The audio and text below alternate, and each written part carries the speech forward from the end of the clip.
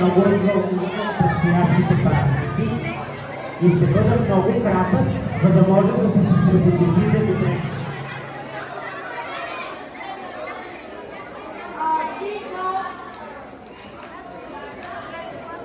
Цялата седмица имахте различни дейности преди празници. И нашето голямо жури разгледа всички стаи и отличи две като най-добре украсени.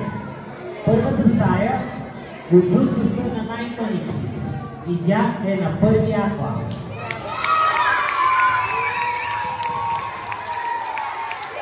И за това получавам с един скромен подарък, който давам на госпожа Савова. А за втория подарък се леко комбинира, защото освен че имате една от най-красивите стаи, днес конкурса за маска имаше най-много участници от този клас и това са третия клас.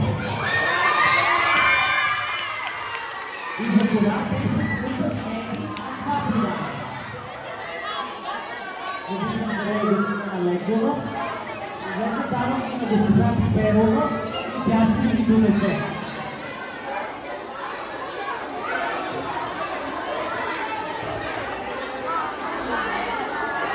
Така, от конкурса за маски от първия клас, я да само се бяха маскираните от първия.